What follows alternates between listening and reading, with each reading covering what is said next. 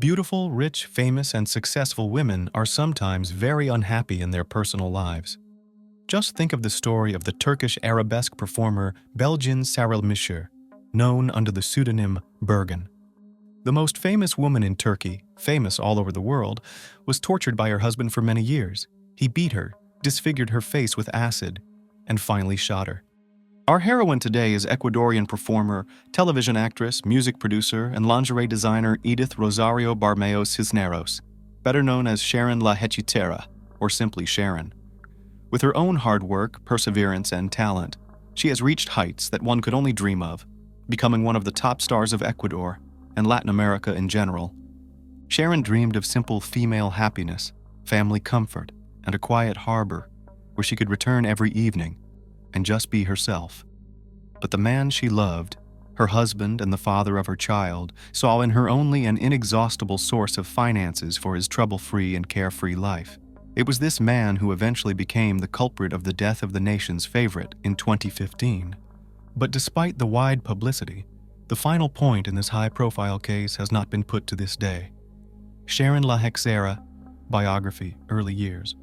The future star was born in 1974, March 28th, in the large metropolis of Santiago de Guayaquil, located on the Guayas River in the province of Ecuador. The full name given to the girl at birth sounds like Edith Rosario Bermeo Cisneros. She grew up in a simple and rather modest family, where in addition to her, there were 2 other children. Soon after the birth of her daughter, the whole family moved to the city of Duran, where the future queen of technocumbia spent her childhood and youth. Edith, from an early age, was a bright, active, and very artistic girl. At home, she was affectionately called Charo, or Charito, and it was this nickname later became part of her stage name. As a child, Edith was a big fan of the popular American comedy television series Bewitched, another name, My Wife Bewitched Me. Her idol and object of imitation was the main star of this show, the cult actress Elizabeth Montgomery. Then, the same girl began to call herself Charo Enchantress and dreamed of repeating the success of her favorite actress. From an early age, she became interested in music and loved to sing. She had a good musical ear and not bad vocal data, but to call them outstanding was difficult. Nevertheless, the girl conquered everyone with her natural charisma, artistry, and the ability to reincarnate. At the age of 8, she managed to win at the City Children's Festival, performing compositions Fox in Caico, as well as Los Angeles. By the time she graduated from school, she had already won several awards at city and regional music competitions. She dreamed of becoming a famous singer and conquer the big stage, but her parents were skeptical of these dreams. They believed that the heiress is not talented enough to become a star, and since their family has no connections in show business, the career of a performer is not worth dreaming about. Edith, listening to the advice of her family, decided to go to university, choosing a more practical and down-to-earth profession as a public relations specialist at the State University of Guayaquil at the Faculty of Communication Sciences. But her dream of becoming a singer did not go anywhere. Edith believed that everything has its time, and she should wait a little to choose the most appropriate moment. Path to fame. While studying at university, Edith took on any part-time job and tried herself as an assistant teacher in a kindergarten, a seller of sweets and Morocco, a traditional Ecuadorian drink, as well as a dancer in the local creative team, performing at the warm-up of visiting popular artists and musical groups. But all this was only to save money, which she later used to record her debut music album, Braveheart, which was released in 1998. In 2005, the singer released her 3rd studio album and received the prestigious award as the first solo techno-cumbia artist in the country to top the music charts. In 2010, she released her 4th album entitled Poco a Poco, and 2 years later, her 5th album was released, which unfortunately became the last one in her life and career. From the early 2000s until her tragic death in 2015, Sharon was the author, host, and co-host of many entertainment programs and TV shows on TV channels in Ecuador and other Latin American countries. She has been active in television series and has also worked as a public relations specialist for Canalo TV. In addition to a successful career on the music scene and television, Edith also decided to try herself as a fashion designer, creating seductive lingerie by her own sketches. And in this case, she also waited for success, and the brand she created quickly gained popularity among women almost all over America. For whatever business did not take Sharon, she everywhere succeeded, achieving great heights and recognition. Personal life of the performer. Despite the dizzying success on stage, television, and fashion business, the personal life of one of the main stars of Ecuador was not so rosy. She did not like to touch on this topic in conversations with the press, and in every way avoided such questions from journalists. However, Sharon La Hechicera was constantly in the crosshairs of numerous photo and video cameras, so to hide anything from prying eyes was simply impossible. It is known that in the mid-90s, the aspiring performer was romantically involved with an entrepreneur and music producer named Eduardo Gray. For several years, the couple was officially engaged, but the wedding never came to the wedding, although Edith gave birth to a daughter from her lover. She named her heiress Samantha. The daughter inherited the entrepreneurial vein and artistry of her mother, also becoming quite a famous performer and actress. But to surpass her mother, she failed, despite all the efforts and available connections.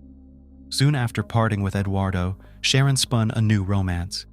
This time her chosen one was a little-known television operator, with whom she met while working on one of the telenovelas. Their relationship developed rapidly, and after a short engagement, the couple planned a modest wedding, trying to hide this event from others. But the news quickly became public, and the marriage itself lasted a short time.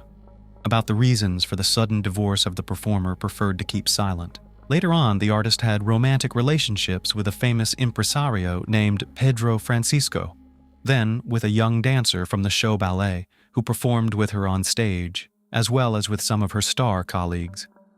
Unfortunately, none of these romances did not have a serious continuation, and Sharon broke up with her boyfriends for various reasons. The performer herself did not want to comment on the events that took place in her personal life. She raised a daughter, engaged in career, but still hoped that one day in her life there will be a worthy, loving man. Relationship with Geovanny López. In 2009, the performer met a young man named Geovanny López, who was more than 10 years younger than her. He was also a native of Ecuador, but as a child, together with his parents, emigrated to the United States. The family settled in New York City, where virtually all of Geovanny's childhood and adolescence took place. They first met during a large tour of the singer in the United States, but at that time their communication was limited to work, and López himself helped with the organization of Sharon's performance. But probably, even then, these two have already penetrated some sympathy for each other. In addition, it turned out that the young man was a longtime fan of the Queen of Technocumbia, and he was honored to have the opportunity to work with her personally. A year later, Geovanny decided to return to his native Ecuador. He brought with him the designs he had developed for artists, one of which he created specifically for Sharon. So began their collaboration, and almost immediately a stormy romance broke out between them. At the time of the beginning of this relationship, the performer was already 36 years old, and Geovanny was barely 24 years old. However, the 12-year age difference did not embarrass them at all, and the couple did not care what people around them would think about it and how they will write about them in the press. Almost immediately, the lovers moved in together, deciding to live together. However, it should be noted that the parents and daughter of the performer treated her new chosen one very cautiously. Geovanny immediately they did not like it, and they decided that the young man twisted romance with the star solely for his own selfish purposes, and in fact did not love her at all, but only wanted to use. Sharon listened to the warnings of loved ones did not, because she believed that met the main man in his life, with whom they would live many happy years. Soon the couple married, and the couple began to think about the birth of a common heir. However, here they faced a problem, because the performer could not get pregnant. As a result, she decided to in vitro fertilization, and in May 2012, 38-year-old celebrity gave birth to a boy, who was named Brian Geovanny López, the abusive relationship. Geovanny only at first tried to be a caring and loving man on whom you can rely in everything. However, as soon as the couple concluded marriage and the performer became pregnant, the behavior of the young husband began to change rapidly, and he himself literally turned into a domestic tyrant. He no longer sought to earn money independently, and he was quite satisfied with the position of an Alphonse. He willingly spent his wife's money for his own needs, entertainment, expensive clothes, and care for his appearance. In addition, Lopez began to abuse alcoholic beverages and less often appeared at home, preferring to spend time with friends and mistresses. To all this, Geovanny began to openly insult his wife, pointing to her age and fading beauty. According to some reports, because of his offensive statements and remarks, Sharon decided to do a number of plastic surgeries to preserve her youth and look like her husband. In particular, the performer enlarged her breasts, did a lift, and several cosmetic manipulations, but all her efforts were in vain and did not help to return to the family peace and harmony. Queen of Technocumbia continued to work actively, starred in TV series, posted entertainment shows, as well as preparing material for the recording of a new album. She tried to smile in public and claimed that she was finally happy in her personal life. However, only people close to her knew about how things were really going in her family. In early 2014, when little Brian was not yet 2 years old, the artist made the first serious attempt to break off the relationship with Geovanny. But he said that he would agree to give a divorce only if Sharon will give him half of his property and funds in her bank accounts, so that he, after the separation, could continue to lead an idle and carefree lifestyle to which he was used to. Sharon could not agree to these conditions, and so began to consult with lawyers how to dissolve the marriage, but at the same time, to keep the property and get full custody of their joint young son. By the end of the year, family life became simply unbearable, but the couple continued in public to play the role of happy spouses. One last family trip.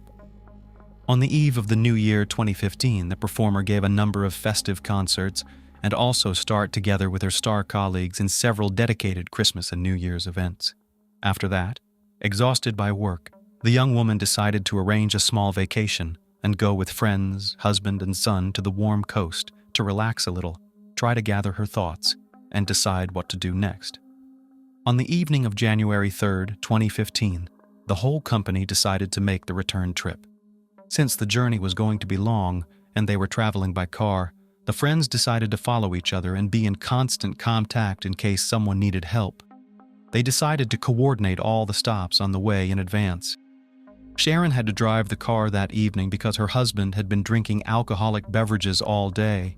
After a few hours, the company made a stop at a gas station and decided to have dinner there in a roadside cafe. During the meal, the singer and her young husband had a big fight because Geovanny again ordered a drink, although earlier he promised that he would not drink and get behind the wheel, giving Sharon the opportunity to rest and give time to the child. The couple argued for about half an hour and could not agree on who would drive the car. In the end, their friends could not stand it and asked if they could continue on their way. The singer said that she did not want to delay them because of her family problems, so they could go on, and he and Geovanny would have to stay a little longer. The friends reluctantly agreed, and after another half hour headed to their car, leaving the couple at a roadside cafe. They had no idea that they would never see Sharon alive again. Strange accident. On January 4th, around 2:30 in the morning, the friends received a phone call from an agitated Geovanny asking them to come back because there had been an accident and Sharon might be dead. His words were a real shock because he did not specify details and it was completely unclear what had happened on the night road. By the time they returned, emergency services were already on the scene, trying to help the victim and reconstruct the picture of events. According to Geovanny, on the highway Ruta del Spondylus, near the Ecuadorian province of Santa Elena, at about 1:15 a.m., his wife got out of the car to calm her crying son and change his diaper. At that moment, another car crashed into her at a great speed. This car, without even stopping, sped away, leaving the scene of the accident. The young woman was thrown a few dozen meters to the side of the road from the impact. When the ambulance arrived, she was still alive. She was even taken to the hospital, but despite the best efforts of the doctors, Sharon soon died of massive injuries and internal bleeding. Geovanny was still drunk and confused in his testimony, and his story sounded rather strange and not quite logical. The police therefore decided to detain him until morning to question him in detail when he had sobered up. López confirmed the words of friends that he and his wife quarreled all evening and admitted that, contrary to the promises and prohibitions of his wife, defiantly drank alcohol in order not to drive and piss off Sharon. Geovanny's testimony. He did not see the license plate number of the car that hit his wife. He did not even remember the make, and only said that the car was white. There were no CCTV cameras on that stretch of road. No witnesses could be found, and the accident itself looked suspicious because Sharon did not even turn to the side of the road before leaving the cabin and did not make sure of safety. Although on a straight deserted road, any vehicle can be seen and heard from afar, even at night. The longer the police tried to correlate all the facts with López's story, the more what had happened resembled not an accident, but a premeditated murder. Geovanny was confused about the timing and chronology of events, could not remember details, but most interestingly, he could not explain why their car was turned in the opposite direction to the route they were traveling. After another interrogation, the husband of the dead singer was arrested as the main suspect in the case of her death. The autopsy results and Sharon's funeral. The autopsy revealed that the deceased woman's body had numerous injuries typical of a victim of a traffic accident. However, experts also found a clear and fairly deep mark on Sharon's chest that could have been left by a seatbelt. This fact raised even more questions and suspicions. Samantha, who spent New Year's holidays in the company of her boyfriend, learned about the tragedy from singer Sonia Ramos, a close friend and colleague of her mother. The girl could not believe that all this is really happening. She called her father, Eduardo Gray, and asked him to come to her as soon as possible so that they went to Sharon's home together and began preparations for the funeral. After making all the preliminary arrangements, the body of the celebrity was taken to the Coliseum Cerrado Voltaire Paladines Polo in the province of Guayaquil. To say goodbye to one of the brightest stars of Ecuador came thousands of her friends, colleagues, and fans. Also, this sad event was covered in all leading publications of the country, and on television was even announced a one-day mourning. Grief-stricken Samantha sobbed on the shoulder of her father, and near were her grandmother, grandfather, and uncle and aunt. All members of the deceased celebrity's family refused to comment in any way on what had happened. None of them accused Geovanny of what happened directly, but all of them showed their negative attitude towards him. An investigation and a surprise court decision. The case was one of the most high-profile in Ecuador's history. It was widely covered in the press and jeopardized the reputation of the country's judicial system. The initial verdict literally shocked relatives and fans of the celebrity, and the revision of the case was delayed so much that the final point in this matter has not been put to this day. So, the white car, which presumably hit the artist, was found a few days later. The car had characteristic damage which, as experts have established, could be obtained as a result of an accident if you hit a person at high speed. The owner of the vehicle was a young woman named Tatiana Chavez, who categorically denied her involvement in the accident. However, the prosecutor's office opened 2 criminal cases at once: negligent homicide against Tatiana and premeditated murder against Geovanny. López's story sounded extremely unconvincing. He was confused and contradicted himself, then recognized the car and even claimed to have seen the driver, then again doubted his own words, referring to alcohol intoxication. In parallel, the daughter and parents of the deceased also filed a statement, blaming the singer's husband for the incident. In their opinion, he never loved Sharon and had a motive for the murder in order to seize her money and get custody of the child. Samantha noted that her mother, shortly before the tragedy, consulted with lawyers about the dissolution of the marriage. Samantha also added that her little brother, who was the only witness to the incident, cries all the time and repeats, "Daddy is bad."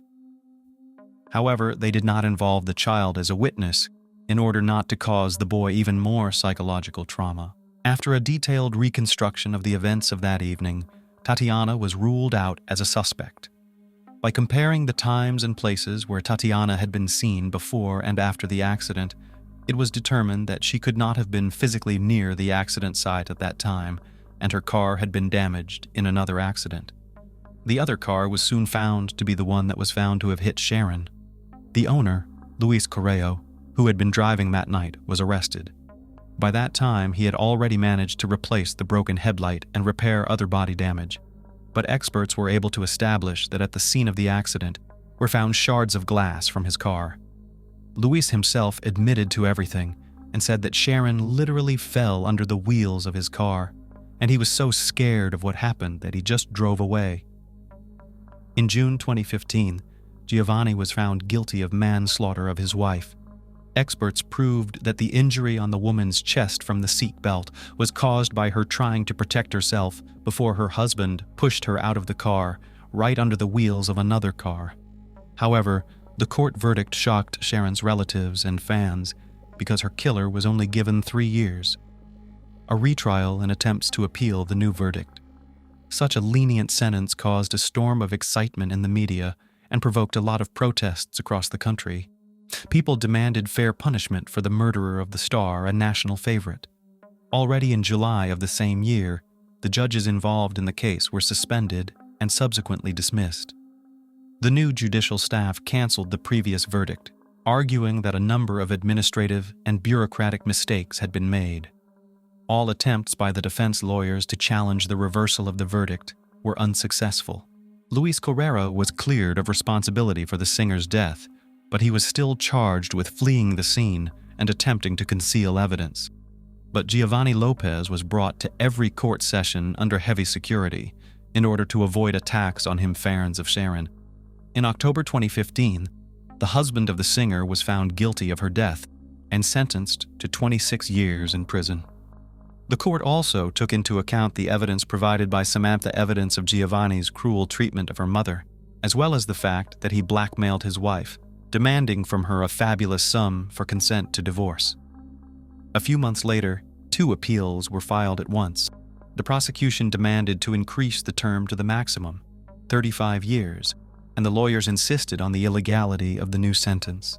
However, both complaints were rejected. In 2021, López again tried to challenge the court's decision. In addition, he stated that he was subjected to ill treatment in prison and his rights were grossly violated. The prisoner even went on a hunger strike to pressure the court to release him. He argued that he was wrongfully convicted and the main perpetrator of the tragedy, Luis Correo, remained free. In 2023, Geovanny, already with a new lawyer, appealed again, once again hoping to secure his release. It is worth noting that in this difficult case, the composition of the judges was again changed due to the revealed abuse of power. Therefore, López's defense hopes not only to challenge the verdict, but also to seek compensation for the years spent in prison. According to statistics, approximately 30% of violent crimes committed around the world remain unsolved, despite the rapid development of technology and techniques, as well as the creation of extensive DNA databases. As a rule, most of these crimes are solved on hot tracks, but there are cases when the investigation lasts for years or even decades before the perpetrator is punished. But the Ellen Greenberg case, which we will look at in this video, is interesting in that for many years of investigation, it has hardly moved forward. The case has been investigated with numerous irregularities, and over time, there are more questions than answers. The brutal murder of a young woman to this day remains a mystery, and what is remarkable is that the investigation is trying hard to prove that the cheerful Ellen, who was enthusiastically preparing for her own wedding, suddenly decided to leave her life. But let's try to understand everything in order. Who is Ellen Greenberg? Ellen was born in New York in June 1993 in the family of Santa and George Greenberg. She was the only child of her parents, growing up in love and care. During high school, the girl was actively engaged in team sports and even gave hope as a promising athlete. She was an active, restless, and sociable child, but at the same time studied well, showing a special interest in the humanities. After graduating from high school, Ellen became a student at Pennsylvania State University, where she received a degree in public relations. But having started working on a specialty, Greenberg realized that this is not what she would like to devote her life to. Parallel to work, the girl enrolled in the correspondence department of the Pedagogical Institute. A few years later, she brilliantly defended her diploma and moved to Philadelphia, where she was hired to work in one of the local schools as a junior high school teacher. According to relatives, Ellen's life was going great. She was full of enthusiasm, made big plans for the future, and simply adored her work and small students. At the same time, Ellen met a boy with whom she had a torrid affair, and soon they began to prepare for their wedding. The girl's favorite was a young man named Samuel, or just Sam, Goldberg. He was from a fairly wealthy and well-known family in the city. His parents owned their own large business, and his uncle had a reputation as one of the best lawyers in the state. The young men met in 2009 at a party, thanks to their mutual acquaintances, and immediately liked each other. The friendly interaction quickly turned into a rapidly developing romantic relationship, and soon they decided to move in together and live together. On the eve of 2011, Sam made his beloved a proposal, which was the best gift for the new year. He gave her a beautiful diamond ring, and the couple began to prepare for the upcoming wedding, which was scheduled for the spring of the same year. Family members of both young people took the news with joy, and it seemed that the happiness of lovers can no longer interfere with anything. Ellen plunged headlong into the pleasant troubles associated with the wedding, making lists of guests and sending them invitations, choosing a venue and elements of decor for the event, trying on wedding dresses, trying to create their ideal image, and planning a honeymoon. It is noteworthy that almost all these issues the bride was engaged in independently, and the groom did not visibly participate in the process. But loved ones did not attach much importance to this, and Helen never complained. True, there were some oddities, to which everyone paid attention only after the tragedy occurred. In January 2011, the weather in the city was very snowy and frosty. On the 26th, Ellen went to work at school as usual. But close to noon, there was a strong wind and a blizzard, so classes were canceled and students and teachers were sent home. Ellen returned to the apartment she and Sam shared. It was in a cozy apartment complex located in one of the quiet areas of the city. Soon Sam returned home as well. According to some reports, the couple that day quarreled, which was mentioned in passing, and Sam himself, but later he began to deny it. Close to 5 p.m., Sam decided to go to the gym located in the same apartment complex. He was gone for less than 1 hour, but when he returned, he could not get into the apartment because the door was locked from the inside. Sam first knocked loudly and insistently, then began calling his fiancée by name, which attracted the attention of neighbors, and then began calling her on the phone and sending messages. No one responded to his yelling, knocking, and calling, but it was heard that the phone was inside the apartment. Sam then went to the first floor of the building to the security guard to ask for help. Samuel explained the situation to him and asked if it was possible to open the front door, to which the guard replied that this was beyond his authority and that he could not leave his post by instruction. Then Sam went back up to his floor and decided to act on his own. He slammed his shoulder into the door, and the first time he did it, he managed to break the latch. It was quiet inside, Ellen's call was never answered, and when he entered the kitchen, he saw a gruesome sight. His fiancée was sitting on the floor, leaning back against the cabinet door, her body slashed with a knife and her clothes stained with blood. Sam immediately started calling emergency services, describing the situation, and when asked to check if the girl had a pulse, he acted strangely, asking several times if he really needed to do that. Then there was silence, and afterward Sam suddenly stated that there was a knife sticking out in his fiancée's chest, which, allegedly, he had not noticed before. He also added that Ellen was obviously already dead. The police officers who arrived on the call were quite surprised, and noted that they had never seen such a thing in their many years of practice. The door was indeed locked from the inside with a latch, which Sam had subsequently knocked off with his shoulder. There were no signs of forced entry or the presence of intruders in the room. Nothing had been stolen from the apartment. All valuables and money were still there. Nothing had been searched or touched. But the most interesting thing began when the body of the dead girl was examined. No signs of struggle or attempts to defend herself were found, as if everything happened suddenly and the victim simply did not have time to react. On her body counted about 24 stab wounds of varying depth, and the final blow came to the heart, and it took Ellen's life. We will return to the blatant negligence with which the crime scene and the body of the deceased were examined a little later. This negligence allowed a lot of evidence to be missed, and left a possible perpetrator at large. But even more strange was the behavior of the police, who even before the medical examination thought that Ellen had done this to herself: panic attacks, visits to a psychologist, and prescription drugs. In favor of the version of voluntary departure from life was the fact that Ellen, since some time, began to suffer from anxiety disorder and panic attacks arising on its background. The situation was so serious that Ellen even sought help from a psychologist.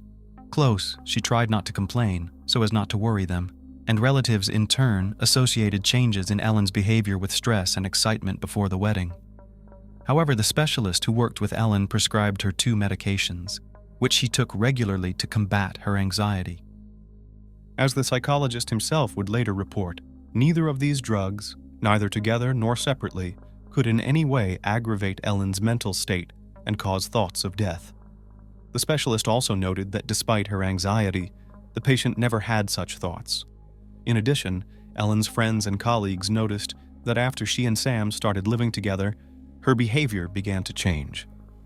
In addition to becoming anxious and restless, Ellen almost stopped making any decisions on her own.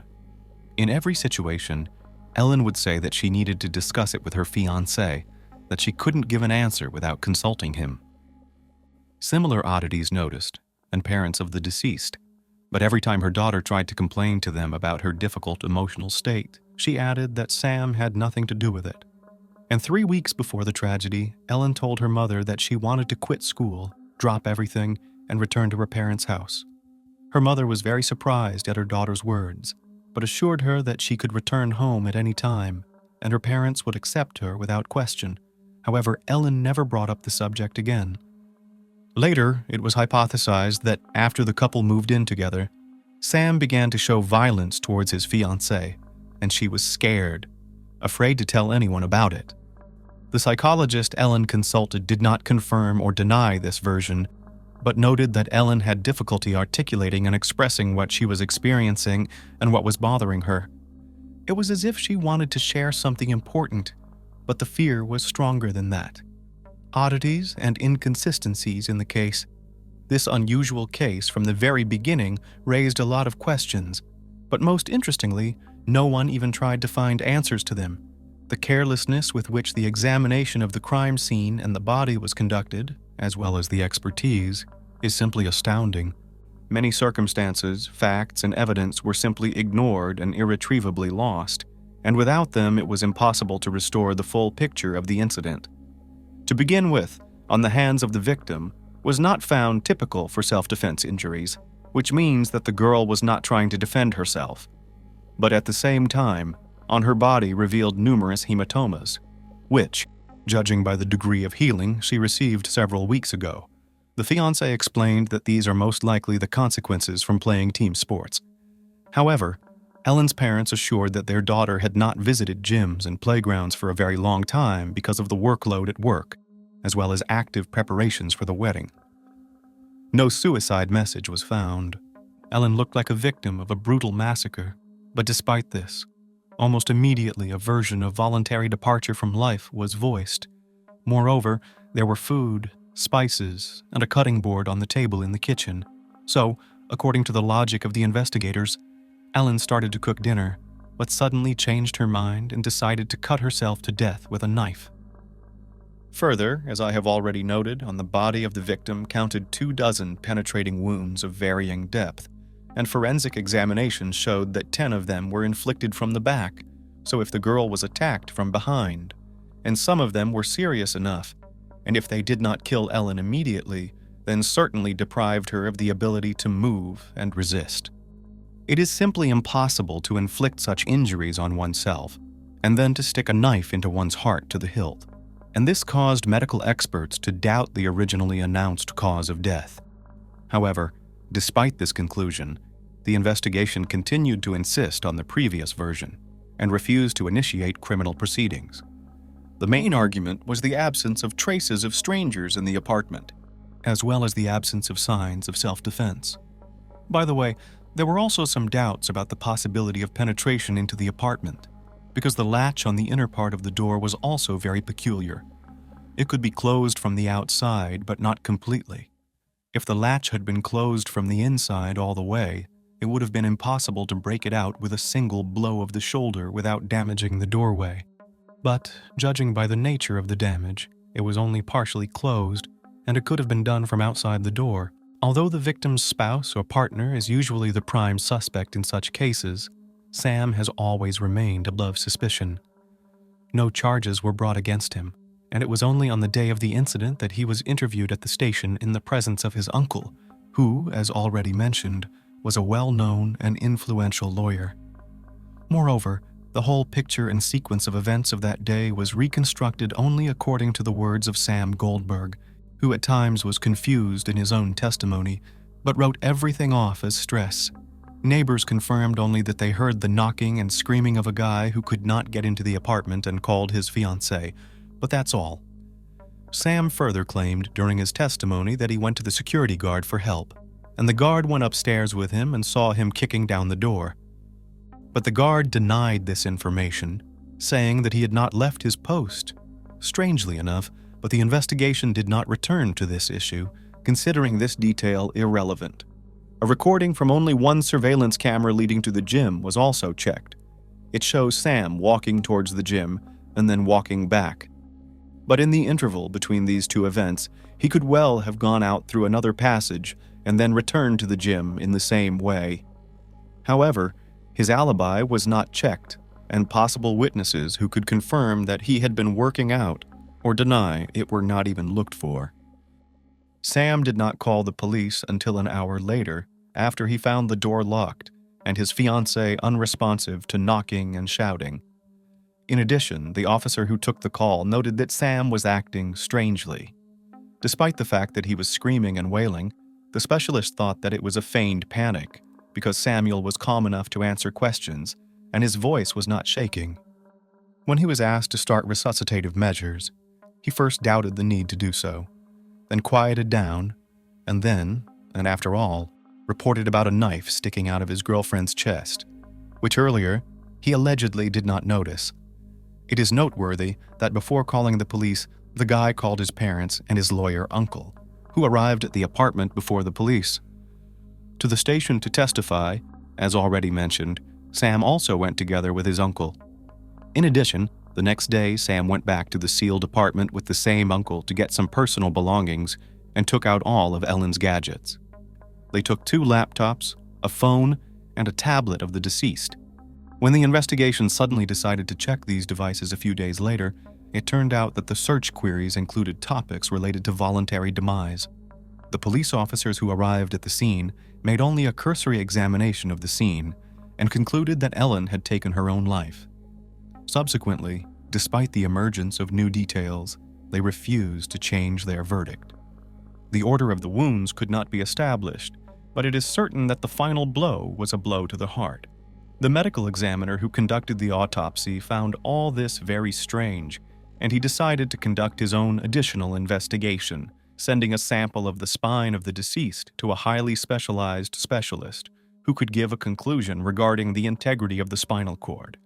If the spinal cord was damaged, then Ellen would be paralyzed and unable to stab herself in the heart. But soon the expert miraculously changed his mind and abandoned his investigation, stating that according to his report, the spinal cord had not been damaged. However, the conclusion itself was never attached to the case materials. It also didn't bother anyone that with such numerous and extensive wounds on Ellen's body, there was very little blood around, which could indicate that someone had wiped it off, but no one even bothered to look for possible washed-away marks. The luminol used in such cases was simply ignored. The trash cans in the apartment were also not examined, and if there was any evidence in them, they were lost forever. The unhappy parents were informed of the death of their only daughter by the Goldberg family, for they were the first on the scene. Ellen's family lived in another town, a couple 100 miles away from their daughter, but they arrived as quickly as they could. Santa and George couldn't believe what was happening and flatly denied that Ellen could have taken her own life. But the grief-stricken parents were never given a clear answer to the question of what happened that night with their daughter, only a dry conclusion and refusal to initiate criminal proceedings. Then the Greenbergs decided to conduct their own investigation with the involvement of independent specialists. Soon they were contacted by a private detective who offered his help completely free of charge because he himself wanted to understand this confusing case. The detective studied the materials and came to the conclusion that Ellen's body was moved after her death. This was evidenced by a dried blood trickle from her nose toward her ear. But Ellen was found in a sitting position, so the blood couldn't have traveled that way. He also found smeared stains on the floor, very similar to drag marks. In addition, after a second one, the guard remembered that Sam, who had asked for help, was wearing a tracksuit and said he had come back from the gym, but he was wearing boots. He did not have a bag with a change of shoes with him. But despite the new evidence and witness testimony, the parents of the deceased were again denied a criminal case or further investigation. The Greenbergs were even denied case files, including a recording of Sam's phone call to the police, as well as surveillance footage showing the time he walked toward the gym and then returned from there. 4 years later, a new young officer has joined the county's homicide unit, taking a position as an assistant prosecutor. He had heard about the unsolved, strange case while he was still studying at the university, and now he decided to get materials from the archives and get to the truth. His attention was drawn to the injury to the back of the head, which could be the first to indicate that Ellen had been attacked from behind when she hadn't expected it. Also of interest to him was the note that there was no spinal cord injury, but there was no official document to prove it. All of the ADA's attempts to find any report regarding the spinal injuries were unsuccessful. It was allegedly lost somewhere in the archives. Then he made an official request to the Center of Forensic Medical Examination to get a duplicate of the document. And then it turned out that no one had ever given such a conclusion, and the body was not examined for spinal cord injuries. At the same time, a fragment of the spine had somehow miraculously been preserved and could be re-examined. An independent specialist was brought in and determined that the spinal cord had been damaged in several places at once, so that Ellen could not have inflicted further injuries on herself. The resulting materials were passed to the police, but there, after reviewing them, again refused to initiate criminal proceedings. In 2018, the coroner gave an official conclusion, which stated that all 20 wounds the deceased had inflicted on herself, and there can be no doubt about it. New investigation. Once again, at a stalemate of justice, the grief-stricken parents hired a new attorney with whom they recollected all the documents, previously unrecorded evidence, facts, and witness statements. In 2019, they filed a new lawsuit against the coroner and experts who had improperly done their jobs and effectively collapsed the case. The following spring, the lawsuit was heard and settled, but trials never began due to the pandemic raging around the world. It was expected that the case would be reclassified, but due to the negligence of the police and medical examiners, as well as the resulting confusion, crucial evidence was lost and irretrievably lost. The parents of the dead girl even created a page in the social network dedicated to the progress of the investigation, where they share official materials, new details, and versions. Family, friends, and colleagues of Ellen insist that she could not take her own life, and even do it in such a heinous way. Ellen, in principle, did not tolerate the sight of blood. It made her sick, and she also had a low pain threshold, because of which she has never done tattoos or piercings. In the summer of 2022, the case was dismissed again, but the Greenbergs got it transferred to the district attorney's office, where a new prosecutor took over. The investigation began again, 11 years after those terrible events. But to this day, the investigation has never been finalized. How did Sam's fate turn out? For the first year after the tragedy, Samuel tried to keep in touch with his estranged father-in-law and mother-in-law. However, he did not take any part in the investigations initiated by them. He flatly refused to communicate with the police, and it seemed that he was not interested in the case. He himself adhered to the official version that his fiancée himself inflicted fatal injuries. Goldberg soon found solace with another girl, and just a year later married her. Together with his wife, he moved to another state and stopped contact with the Greenberg family. Now he and his wife are raising 2 children together, and about the dead ex-fiancée, Sam tries not to remember. What do you guys think? Is Sam responsible for Ellen's death? The case of Sheila Labar, a monster with an angelic appearance. Psychological and physical traumas received at an early age can have a very unpredictable effect on adult life. Of course, Far from always, they lead to the fact that a person becomes cruel and seeks to hurt others, but sometimes it is the trauma can give rise to a real monster. Criminal psychologist Adrian Raine believes that there are genetic and psychophysical mechanisms that can turn a person into a cold-blooded killer, about which he wrote in detail in his book Anatomy of Violence. History knows a lot of serial criminals who had a truly hellish childhood, and perhaps to them can be attributed our heroine today, Sheila Labar. This woman had an angelic appearance which she skillfully used, seducing her victims and then brutally murdered them. Despite the fact that the court was able to prove only 2 of her crimes, criminologists are sure that there were many more. And now let's look at this difficult story from the beginning and try to understand whether Sheila Labar was a born monster or became him as a result of the cruelty that she faced in childhood. Who is Sheila Labar? Sheila Labar was born in 1958, the 4th of July, in the small country town of Fort Payne, Alabama. She was the youngest of 3 children of her parents and was raised with her brother and sister Lynn. Her childhood was spent in a picturesque but rather secluded place, on a farm nestled among cornfields. According to the memories of Lynn's older sibling, Sheila was an active, inquisitive, and open-minded girl with a creative streak. She liked to be in the center of attention, had a good voice and cute appearance, so perhaps, if her life had turned out differently, she would have become a famous actress or singer.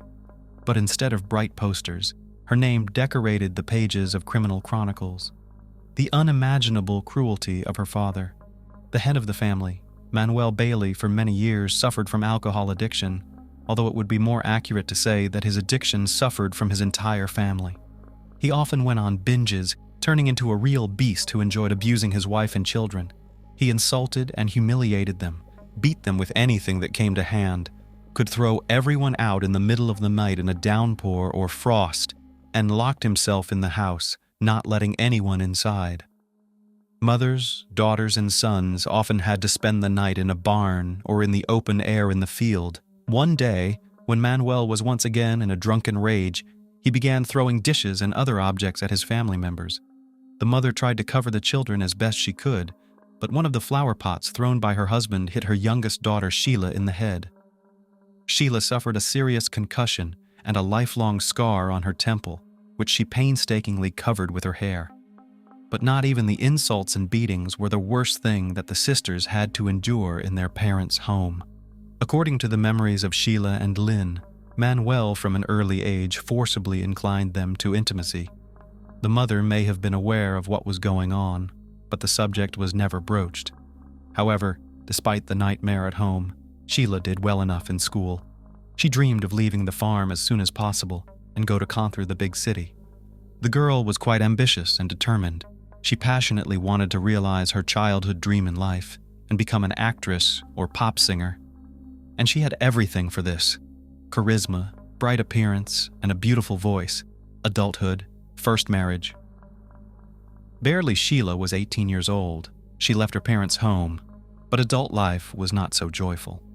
To enter the university, she was not allowed to average score, and to move to the big city, she simply did not have the money. Then Sheila got a job as a maid in one of the hotels, where by that time her older sister was already working. It should be noted that Sheila had a slender figure and a very attractive appearance. She had big blue eyes, a charming smile, and a mop of thick long hair.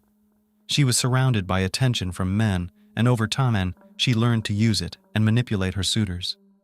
In the late 70s, Labar, then Bailey, met a guy named Jonathan Baxter, and a romantic relationship began between them.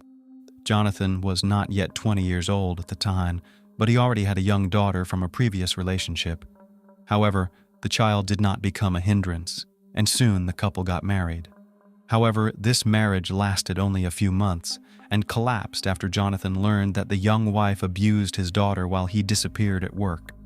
Sheila was frankly annoyed with the child, and she would raise her hand or lock her in a closet if she started crying or acting up. Jonathan did not organize scandals and listen to explanations. He just Strasut filed for divorce and put his wife with his belongings outside his house. He never wanted to see or hear from her again. After the divorce, Sheila dated various men and mostly lived off them. But all these relationships were fleeting and lasted from a few weeks to a couple of months, until in the early 80s she met her future second husband, Ronnie Jennings. The tumultuous romance soon led to marriage, and Sheila took on a double last name, Bailey Jennings. It was an unhealthy relationship between two irascible and unstable people who regularly cheated on each other, scandalized, and even fought. Still, their marriage lasted more than 3 years. In 1984, after another family quarrel, Sheila demanded a divorce from her husband, but he refused her. In fact, Ronnie did not hold on to the relationship at all. He just wanted to piss off his wife and make her mad, and he succeeded. Sheila became hysterical, took a large number of drugs in front of her husband, drinking strong alcohol, and after this infernal cocktail, sat behind the wheel of the car and rushed down the road. Naturally, soon Sheila, under the influence of pills and alcohol, lost consciousness, flew off the road, and at high speed crashed into a tree. She miraculously survived, but suffered a massive head injury. She spent more than a week in a deep coma, and doctors made no prognosis. When Sheila finally regained consciousness and gradually recovered, she was transferred to a psychiatric hospital where she spent several months. She later complained to her sister that one of the orderlies was constantly harassing her and constantly taking advantage of her helpless state when she was heavily sedated. After all this, Sheila returned to her second husband's home, but began to behave not just aggressively, but threateningly toward him. When during another scandal she attacked Ronnie and poked him in the chest with nail scissors, Ronnie, fearing for his own life and health, filed for divorce and hurriedly moved out of the mad woman. Rich lover. When the second marriage was dissolved, the young woman began looking for lovers through the dating columns of the print media, and she left her ads there as well. But no man did not stay with her for long, because Sheila tended to dominate everything, rigidly suppressing their partners both in intimate and everyday life. Soon the photo of an attractive girl in the dating section drew the attention of 60-year-old Wilfred Bill Labar. The man had previously been married twice and had adult children and grandchildren from previous marriages. He was widowed a few years ago and had been living alone on his large country ranch ever since. Bill was a fairly wealthy man. He had a chiropractic office in Etha, New Hampshire, and on the ranch he raised horses. At the same time, he was very lonely and needed a strong, powerful woman. In fact, that's exactly what he found. Sheila was attracted by the wealth of her new acquaintance, and she decided that it would be an ideal union for her. And to make Bill completely lost his head, she began to send him a postal mail frank letters, supplementing them with her nude photos. The trap worked, and soon Labar invited a charming pen pal to visit his ranch. Their romance developed rapidly. An elderly man is not stingy on expensive gifts for a young mistress, and in the summer of 1987, she moved to live with him. This has incredibly flattered the doctor, who now went out in public with a beautiful companion who was half his age and was fit for him as a daughter. Nevertheless, he did not plan to marry Sheila. However, Sheila, not waiting for a marriage proposal, changed her name, calling herself Labar. Bill was surprised by this turn of events, but he did not object.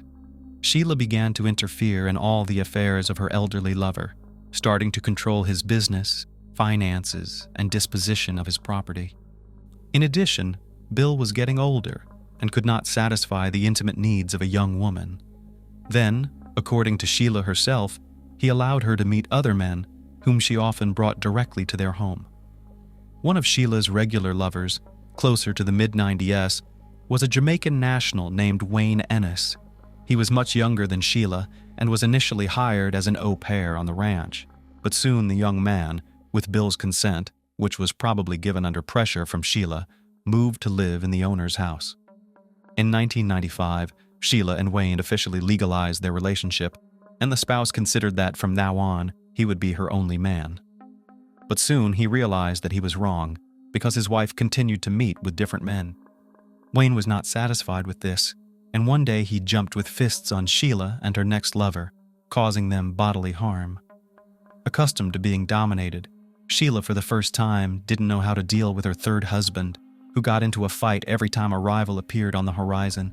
Eventually, she filed for divorce and sought a court injunction to stop Wayne from approaching her, accusing him of violence and assault. Another divorce did not affect the turbulent personal life of Sheila. who continued to meet with numerous lovers, changing them like gloves. True, now her relationship increasingly often began to end with lawsuits from men who accused Sheila not just in cruelty, but also in the threat to their lives and health. Thus, one of her boyfriends she deliberately hit by a car and almost ran over. Another almost broke his head, and another scratched his face so that he was forever scarred. Sheila, with age, became more and more dangerous to others. From every man she demanded obedience, and in cases of disobedience, fell into a rage.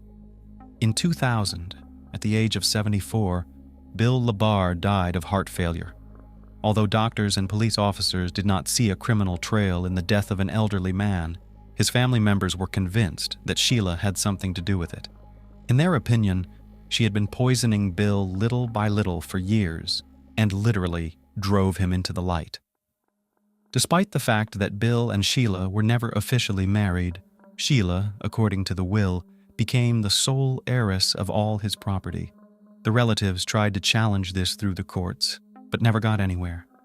They are still convinced that the mistress forced Bill to write the will she wanted. House of Temptation.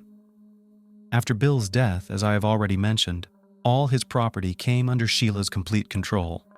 Now she no longer had to consider anyone's opinion.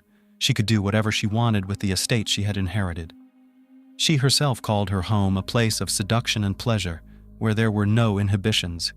She met men on the streets, in bars, on the internet, lured them to her, and then tried to keep them on the ranch as long as possible. She didn't care about their age, skin color, or any physical appearance. She promised them unearthly pleasure, and then sought to suppress and subjugate them to her will. Sheila regularly tried to seduce couriers by meeting them in the nude and offering an alternative method of payment. But she didn't take into account the fact that she herself was not getting any younger and was nowhere near as attractive as she used to be. It got to the point where couriers simply refused to come to her address. Neighbors noticed that on the ranch Labar constantly come different men, but some hurried to leave the place the same day. Others were delayed, but also for a short time. What was going on in the house itself could only be guessed at. Where had Michael DeLorge disappeared to? Soon, Sheila decided to look for lovers among men who were in dire need of housing, money, or those men who suffered from addiction. This category was the most vulnerable and proved to be an easy prey for the cunning woman, who everywhere posed as a widowed millionaire and talked about her untold wealth, inherited by her. In 2004, Labar met on one of the city streets homeless man named Michael DeLodge. He was in a difficult life situation and lost literally everything because of addiction to illegal drugs. His relatives tried to send him to a rehabilitation clinic, but he ran away from there and has been loitering ever since. Sheila liked Michael, and she invited him to her, promising shelter, food, and the necessary drugs in exchange for intimacy. Moving to the ranch, the guy was completely dependent on his old mistress. He complied with all her demands, afraid to be on the street again. But Sheila quickly got into the taste, and her desires became more and more sophisticated. She bound, beat, and humiliated Michael, taking pleasure in it. He tried to escape several times, walking dozens of miles and hiding in homeless shelters, but he never decided to go to the police for fear they wouldn't believe him. Meanwhile, Sheila found him each time and brought him back to the ranch. In desperation, he tried to contact his family members and let them know he was in trouble.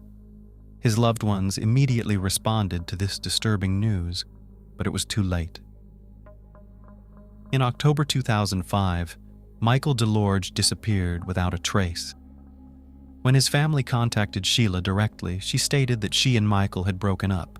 He had left her, and his current whereabouts were unknown to her. Michael did not show up at any of the places he had been to before. No one who knew him had seen him, and there was no way to contact him.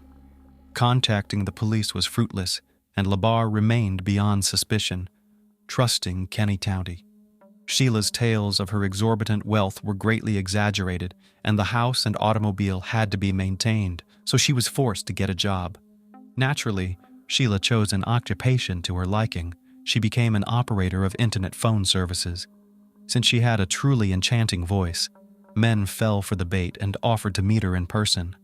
Among such guys was Kenny County, who at the time of their acquaintance was barely 24 years old.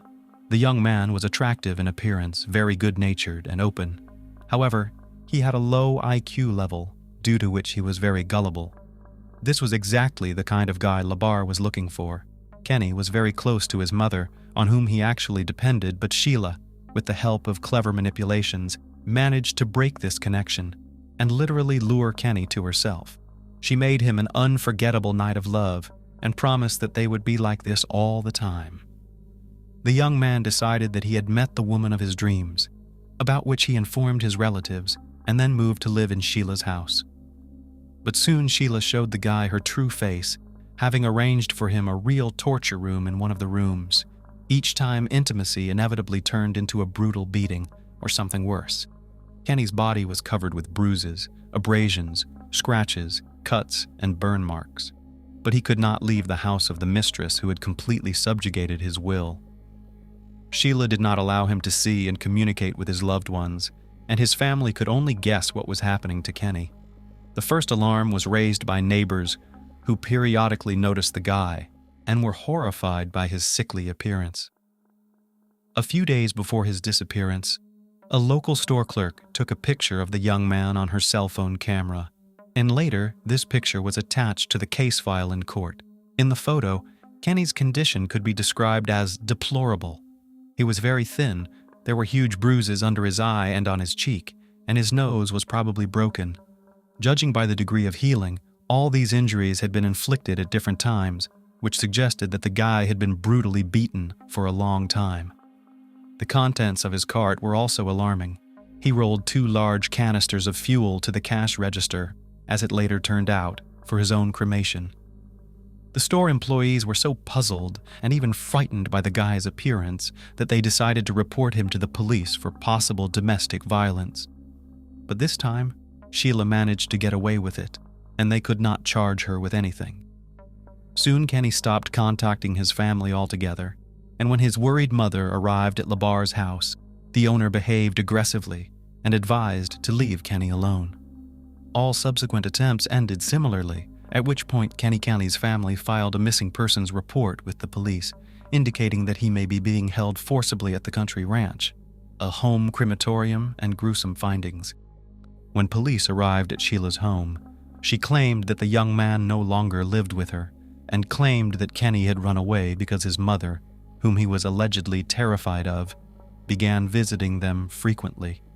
As evidence, Sheila provided an audio recording in which he asks her lover if his own mother had attacked him, and he quietly gives an affirmative answer. It all seemed more than strange, and the very next day, an officer visiting Sheila secured a search warrant for the estate. Sheila had been on the police's radar many times before, and her name had been linked to another mysterious disappearance of a boyfriend. But over the years, Sheila had never been questioned, and her house and grounds had never been searched. When the police arrived, they did not find Labar at home, but they did see several fires burning near the outbuildings. The fires looked strange and were made of improvised materials, a mattress, fragments of wooden furniture, hay, etc., all doused with a flammable mixture. One of the bonfires had bones in it that clearly looked like human remains. The squad requested reinforcements in the form of forensic experts, reporting all the findings. But that turned out to be just the tip of the iceberg compared to what they discovered next. Almost all over the house were found poorly washed traces of blood. It was so much that it seemed as if there had been a real massacre. It turned out that the blood belonged to at least 3 different people. The bones smoldering in the fire belonged to the missing Kenny, and there were 2 empty fuel cans lying nearby, the same ones the boy had bought at the local store the day before. But that wasn't all. Also found on the property were the remains of Michael Delage, who had disappeared a few years earlier, and some fingers of some third guy who was never identified. Among other things, a large number of items belonging, judging by the size, to various men were fished out of the sump at the ranch, the fates of which have not been learned. The hostess herself was not at home at the time of the police visit. She had figured it out and gone on the run. Sheila hitchhiked to Boston, where she obviously hoped to get lost. Moreover, on the way, she seduced one of the drivers who gave her a ride, and he trustingly invited her to live in his house. However, the next day, Having seen on TV news about the search for a dangerous criminal, the new lover himself called the police and reported that Sheila is now in his bed. It was there that she was arrested. During the search of Sheila's home, another frightening find was made, a box of videotapes. On the tapes, Kenny, Michael, and several other men confessed to horrific crimes, but judging by the guy's appearance and condition, they made these confessions under torture. Since Labar's arrest, her mental health has raised a lot of questions, so the court ordered the necessary evaluations. Sheila was found to have a delusional disorder, as well as signs of schizophrenia. She called herself an angel sent from heaven to protect children from rapists. It was Sheila's failing mental health that became the basis on which her attorney tried to build a defense. He called his client a profoundly sick person and tried to prove that she was not aware of her actions. The reason for this was the mental and physical trauma she had suffered as a child. The defendant herself claimed that many years ago, when she was in that terrible accident and found herself in a coma on the verge of death, she met with God, and the latter told her to cleanse the world of men who infringe on children. Sheila's ex-husbands and some of Sheila's lovers also spoke in court who, in one voice, called her a crazy, unstable, and extremely violent woman. And Wayne Annis, the third husband, said that the ex-wife repeatedly persuaded him to kill Mr. Labar in order to seize his property. But despite the defense's attempts to convince the court that Sheila was insane and in need of treatment, it was proven that she was aware of her actions at the time of her crimes. She was found guilty in July 2008 and sentenced to life imprisonment without the possibility of ever being released. All of her appeals were rejected.